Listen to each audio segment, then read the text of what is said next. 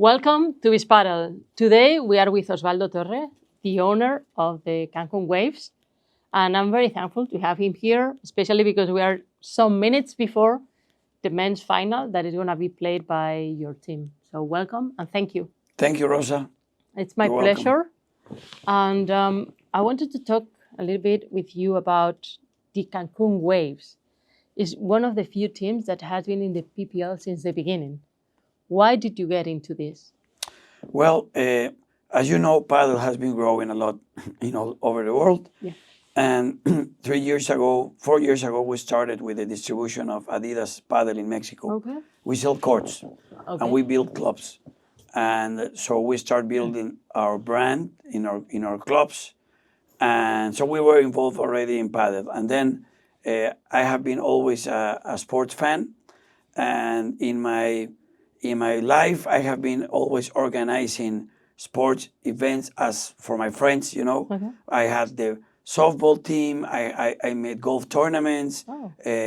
I organized the soccer team, always, informal for my friends. So I'm very passionate for sports. My dream when I was a kid is to be a commentator, Oh, wow. And when we saw the opportunity, I called Marcos El Pilar, that he was the founder, and he told me he was open to have a Mexican team, due to Mexico is the founder of paddle. Paddle was born in Acapulco, as you may know, so it was great to have a Mexican team for the story, and also because paddle was already big in Mexico in that moment 3 years ago, and then the U.S. was just burning, Yeah. So we didn't pass the opportunity, and then when we realized we already signed the contract, and starting the first season, it was very fast because we were the fifth team, I remember, and they wanted 6 teams to start season 1. That was the plan, to make it worth it. So we were the fifth, and after us, I think was maybe Las Vegas, and then we had a season. Yeah. And I think we signed the contract in January, and the draft was in March. Wow. And the season was in May. So it was very fast. Yeah, and you were talking a little bit about Adidas. So you are the developer of the brand in Mexico. Well, more than a developer of the brand, we have the exclusivity for selling paddle courts with Adidas brand in Mexico. Wow. And also that started because we wanted to build a paddle club in my city, and when we start searching for courts, we realized that Zlatan Ibrahimovic, the soccer player, he was building clubs in Sweden, Okay. and he was not with Adidas really, but with AFP Courts. Okay. That is the company that owns the Adidas name, the brand for paddle. So I started searching. I saw that they didn't have a local distributor in Mexico. So we applied, and here we are. Now, Okay, 4 years yeah. after, we have sold more than 200 courts in Mexico. Wow. We have opened by ourselves 5 paddle clubs in Mexico with a group of investors.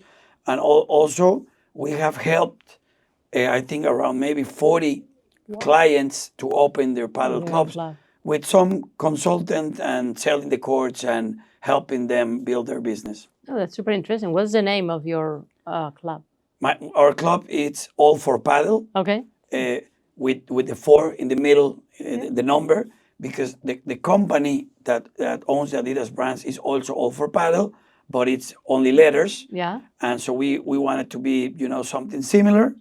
And we opened in Mérida, Yucatán, Mexico, the first one. And then we opened Playa del Carmen.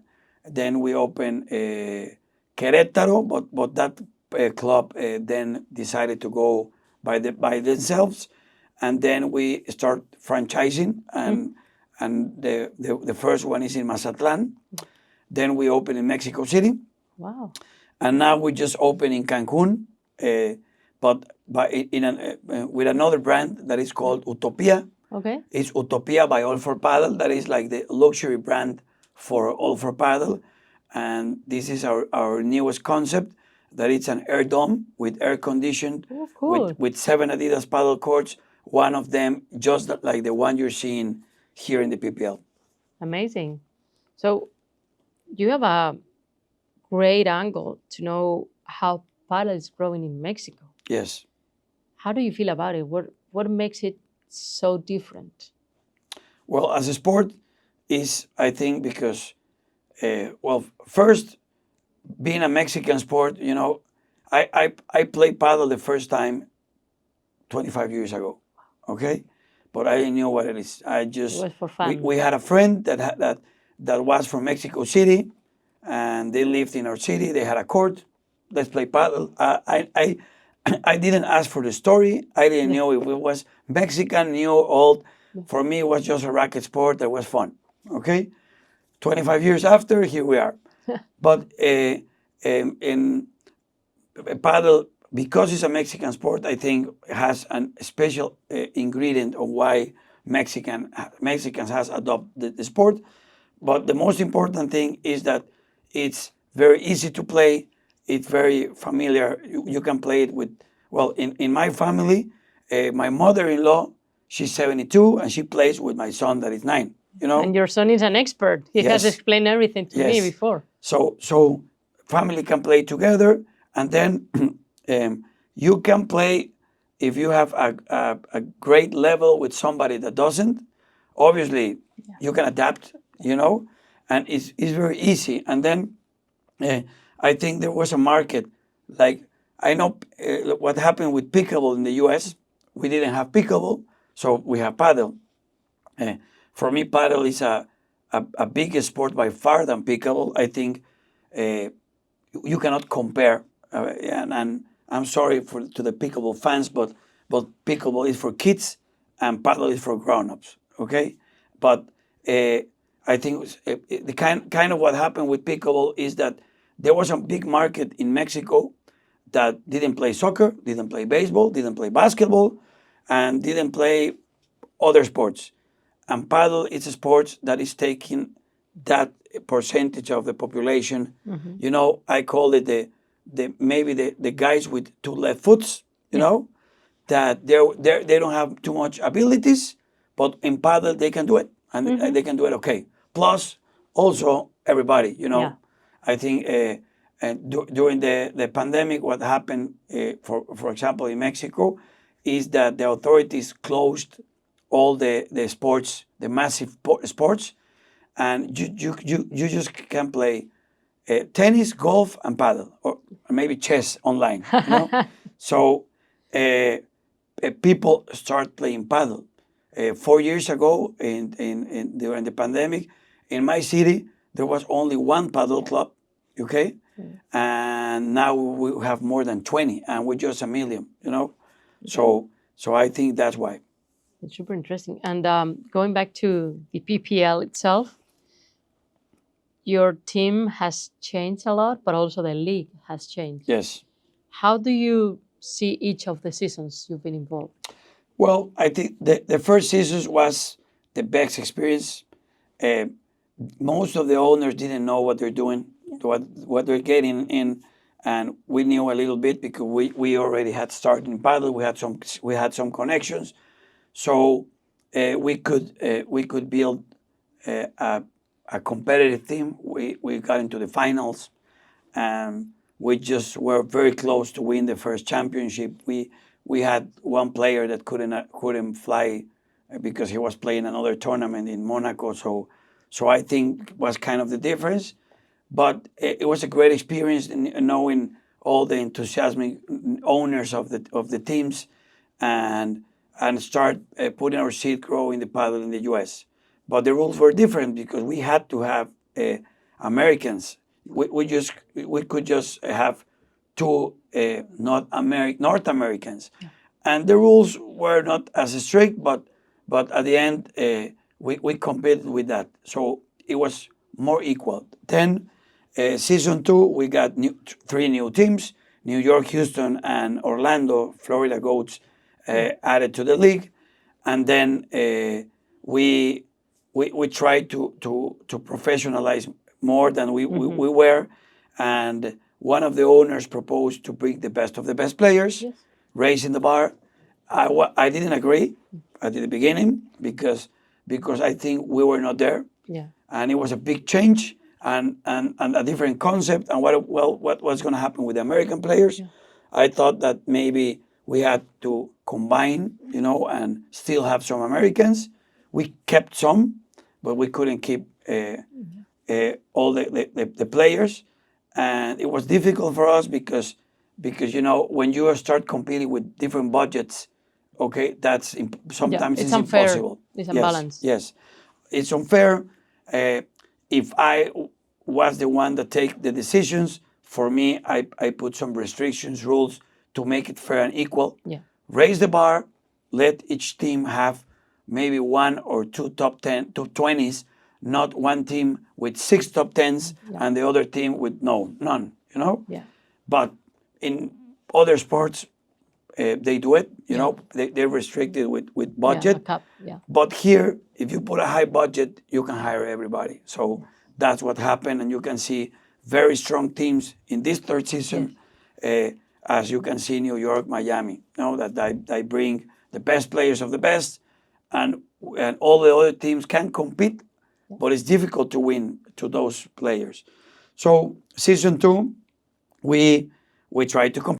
We hired, first season we had Ana Maria Cabrejas. She was the best Mexican player. Well, she still is.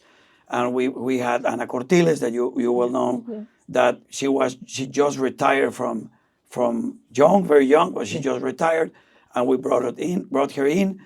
And then we had Agustin Torre, that he's Argentinian Mexican, playing another circuit, A1, and Juan Argañarás, that was already a big player in Mexico. So that's why we compete. Next year, we couldn't compete with those guys. No. Ana Cortiles stayed in the team, and she had very difficult to competing with the best players because she was out of rhythm, living in Miami, Yeah, and it's different. not competing every week. And then so we brought the reinforcements. We brought Sancho Gutierrez, that was #1 of the world in 2016. We brought Vero Briseida, that she was a top 20. We brought Ale Salazar, that she was #1 also in the past and the best female player of all times. We brought Caro Navarro, that was also, but we played with veterans, so we competed, but it was not enough for being in the top 8. We couldn't go to New York, and this year we had a plan, and it's play with Mexicans. Oh, So that's super interesting. We built a team of the 6 best Mexican players, 3 boys, 3 girls, and that's our plan. You would say, low budget plan. Let's build a padel in Mexico. Let's support the Mexican players. Como Chivas. Yes, like Chivas.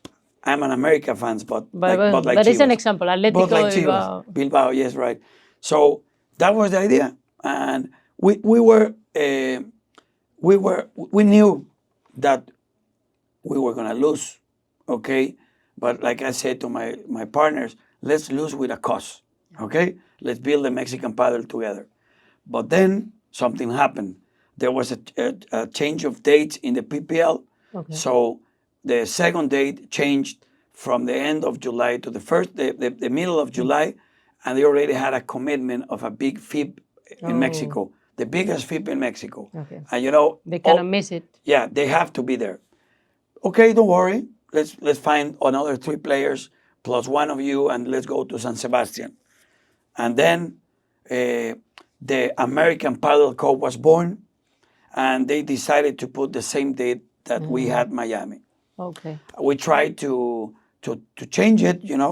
We talked to the Mexican Federation, the director Jorge Mañé, that he's also the American Paddle Federation and vice president of the FIP, and he told me, Osvaldo, I want to help you, but we don't have any dates. We talked to Venezuela, that is a rival, and it's the only date they can, and we cannot change it. So I'm so sorry, but the players had to decide.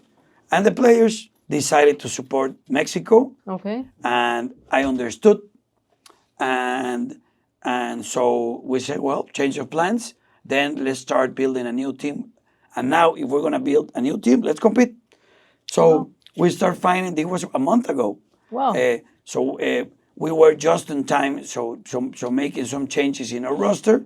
So we did, and we brought Maxi Arce and Franco Dal Bianco. Which is a great choice because people has nostalgia, and now they are little pilgrims, right? Like Yes, yeah. Now with the pause of A1, they were looking for showing themselves. Yeah. And then we called Alex Ruiz. We're Adidas. He's Adidas. I have been knowing Alvaro, his manager, from long time ago, and he was available, and he was not sure to come into PPL, but we convinced him with the project, and then we brought back Agustin Torre. Okay, that he couldn't make it this week, but he will be in 1 month in San Sebastian, and then we kept Pablo Amora, that he was one of the Mexicans, and we kept Diego Arredondo, that is not here, but he's the best promise we have in Mexico. Then in the ladies, we got the contact from the manager of Marina and Sophie, and he promised, you won't regret, and we are not regretting. They are great girls, and they have played awesome this week. You know, Friday, they played perfect, you know, and we had the bad luck playing Martita twice, but I think that from my point of view, our girls played better, just with a little bad luck, you know, little details, but they showed that they can beat everybody, anybody. It's true. What happened with the T-shirts? I didn't understand the penalty of 0-15 because the colors of the T-shirts or something. Yeah, there's a rule. Because I read the USPA rules and the FIP, and I saw that it was a recommendation, but I never saw that it was a penalty for that. And I don't have the rules of the PPL, so I was a little lost. No, yeah, all teams must have a white team for being local and a white shirt and a dark shirt. Okay, the dark can be blue, black, whatever, but the white has to be white. Okay, and according to the schedule, you know what T-shirt you should use. Also, we have some issues because of the players. Some of the players say, "No, I have my brand," and some of the teams haven't been strict, and they let them. And then you have one player playing in dark blue and another player playing in light blue. For me, that's a mistake. We have to change that for the future.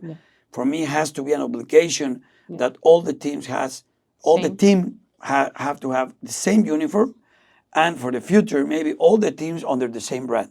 You know how, like MLS, like NBA, like MLB, NFL. You know, and I mean, Messi was playing for Barcelona, that is Nike, and he wears Adidas. But that's it. And now the MLS is all Adidas. You know, that's the future. But right now, because they play as individuals or as pairs, they have contracts to respect, and that have been difficult. But in our case, for us, is one of the conditions for our players that they have to put our uniform, not their uniform. They can bring some of their brands, but that's it. And so, if some teams, if they don't respect that, or they tell them to wear white and they come black when they're in front, you know. So, league, it's a little bit flexible. If you're dark, it's blue, and the other dark is red, then it's no problem. But if both are black, then there's a penalty for the one that is not wearing their uniform. I got it. Super interesting. So, in a few minutes, we're going to have the final. Yes. How do you feel about, first, the player's choice and how far you've been? Well, 1 month ago, our story was different. We were thinking on, let's try to get to number 8 seed so we can go to New York. And we knew it was going to be also almost impossible. Now, we came here to say, well, let's compete. And we are, for sure, we're going to be in the top 8.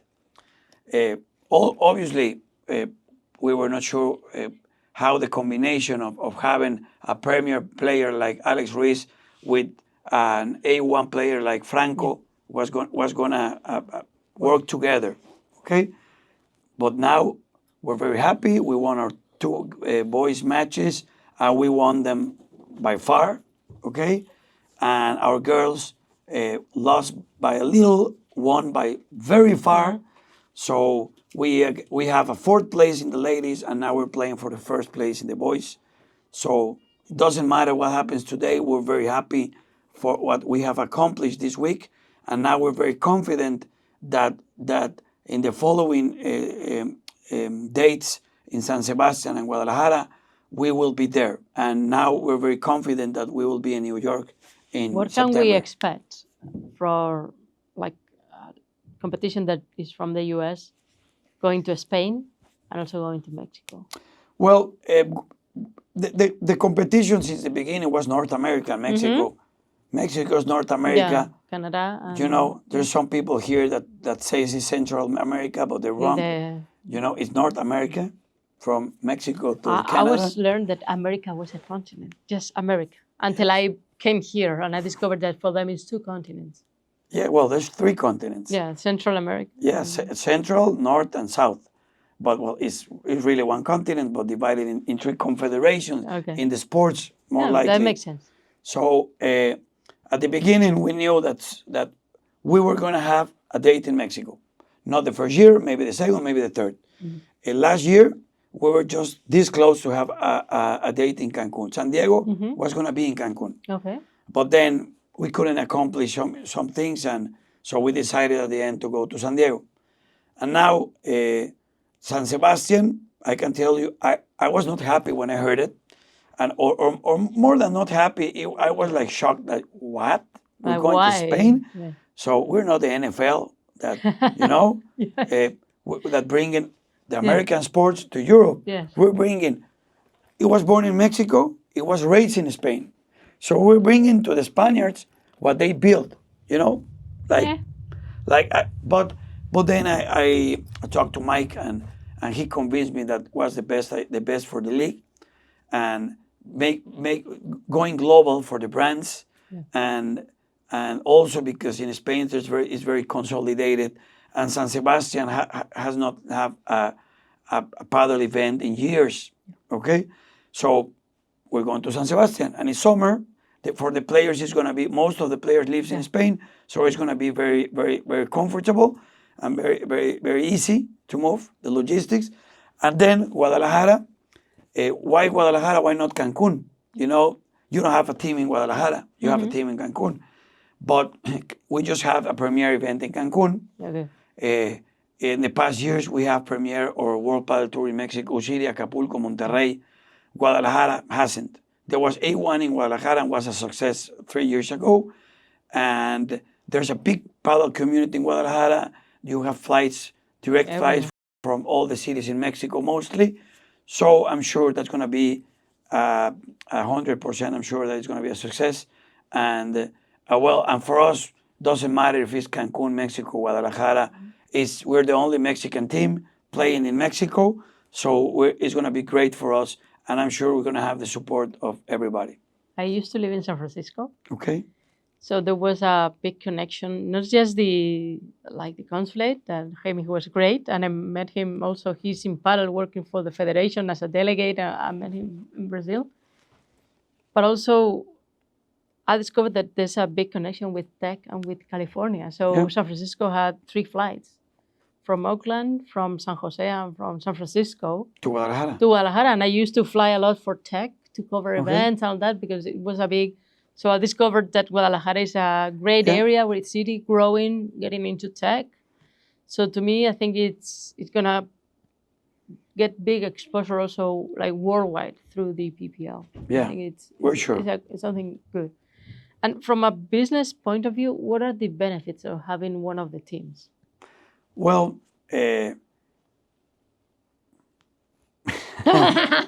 well, no. For the ego, then? No. You know what? Our bet was, first, we are the only Mexican team now. Okay, so for us, because we are in paddle business, for us, this has been marketing, connections, knowing business people, growing our brand, and that's from one point of view. Then, well, when you have a franchise of a league, the price of the franchise grows, like has been. We bought very cheap. Now it's expensive, and so we have that opportunity if we want to sell the franchise or bring new partners to in a different valuation. And then the real business is to have our own events in our city, in our in Cancun, in our stadium, with our people, selling everything to them. That's with our TV rights and everything. That's the future. Now we're doing events, but the future since the beginning was for being locals, showing time. So that's for me the we're not dead. We're not there. We're not there yet. Yeah. Okay. But working on it. But we're working, and I think this is a big step. If you were last year in Ultra, for me, and I can say because I have told my partners, my colleagues in the league, for me it was a big deception. The deception. This is what I expected when I joined the PPL, not that. And unfortunately, somebody took the wrong decision. Okay, and we did it there. It was not good. Investors run away. Players didn't want to come back. But you're fixing it. It is what it is. But I'm very happy that now it's different. That's in the past. Now we're building this together. You can see this venue is beautiful, and it's perfect. For the players, they have said that this is one of the best venues they have seen ever. Good. Okay, and also for TV, we're in a TV studio. This is the perfect conditions for everything. So I think this puts the bar very high. So San Sebastian and Guadalajara is going to be difficult to compete what we have here. But also Media Pro, that is our partners in the PPL, they know what they're doing. So I'm sure that from now on, this is going to be just like this or better. Yeah. Going back to what you were saying about your IP, I really like your social media. It's different. Thank you. Like it has its own personality. Thank you. Well, right now we have a big team that we didn't have before. We brought experts that work in paddle before, that have a lot of experience, and we're trying to build our brand. I have new partners, and I have to thank them, Cesar and Leonel Fernandez del Campo, that we just joined. They just joined 1 month ago, and they brought together this team, and now we're building our brand, and we have a lot of ideas, and they will be more involved day to day. Right now, I'm doing my job as I have done it before, but the idea is that they get more involved and they start running this with me. Okay. So thank you, and I'll let you go to the final Thank because you. I don't want to lose a point. No, Thank you, Rosa. Nice to meet you.